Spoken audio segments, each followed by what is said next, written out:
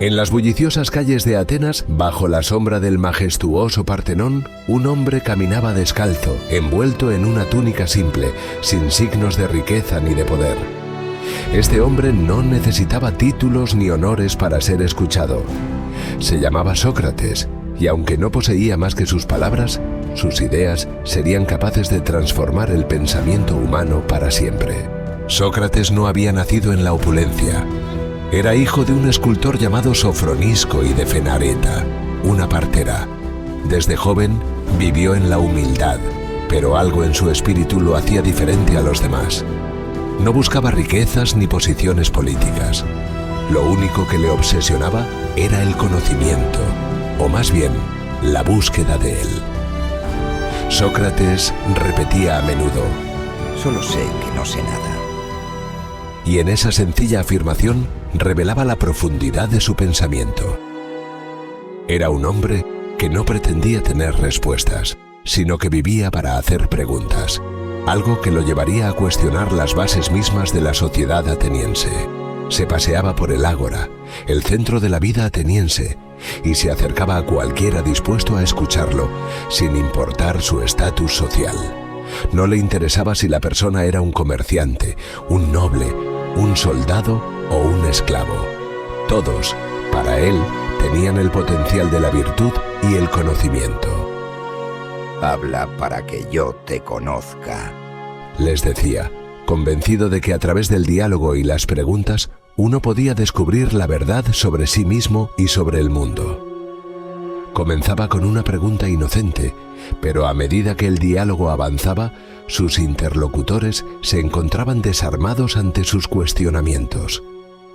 Sócrates no enseñaba en un sentido tradicional, no transmitía conocimientos, sino que obligaba a los demás a reflexionar y a buscar dentro de sí mismos las respuestas.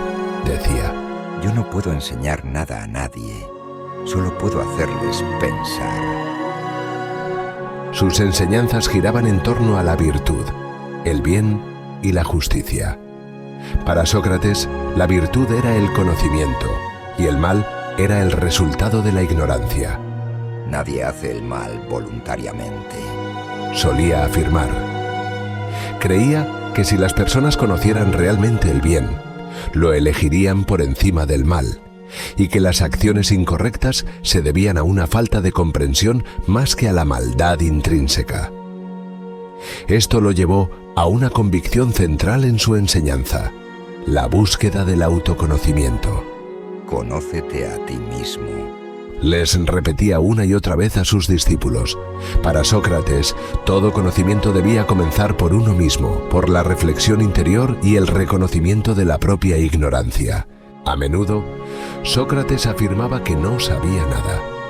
Pero esta declaración no era de falsa humildad, sino una estrategia para invitar a otros a cuestionar sus propias certezas. A medida que sus preguntas se volvían más agudas, quedaba claro que muchos de los que pretendían saber, en realidad, no sabían nada. El verdadero conocimiento viene de saber que no sabes nada, solía decir a los que, frustrados, trataban de encontrar respuestas fáciles. Esta humildad intelectual lo distinguía, y cuanto más desafiaba las creencias establecidas, más enemigos acumulaba. Los sofistas, maestros que cobraban por enseñar retórica y filosofía superficial, se irritaban con él, ya que Sócrates los desnudaba públicamente al revelar que sus enseñanzas carecían de profundidad real. Él no buscaba la fama ni el reconocimiento que ellos anhelaban. Su único interés era la verdad. Atenas, una ciudad orgullosa de su democracia y de su cultura, no estaba acostumbrada a ser desafiada de esa manera. Los poderosos comenzaron a verlo como una amenaza. El mayor bien del hombre es dialogar todos los días sobre la virtud, insistía Sócrates. Pero cuanto más hablaba, más irritaba a los poderosos que veían en sus preguntas una afrenta a su autoridad. Sus diálogos públicos, donde cuestionaba a los políticos y a los ciudadanos más influyentes, les mostraban a todos que aquellos en posiciones de poder no tenían las respuestas que pretendían tener. decía a menudo: el conocimiento sin justicia debe llamarse astucia más que sabiduría.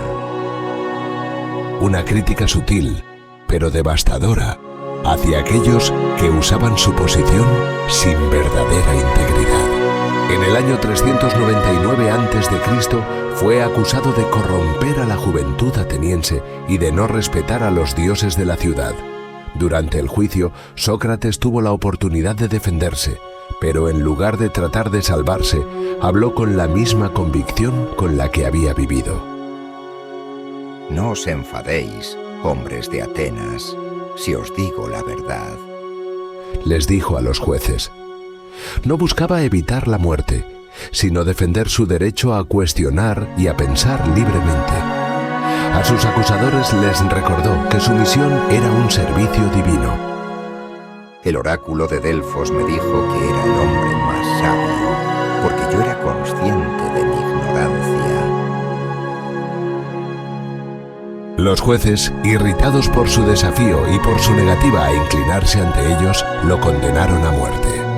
A pesar de la posibilidad de escapar que le ofrecieron sus amigos, Sócrates decidió cumplir con la sentencia.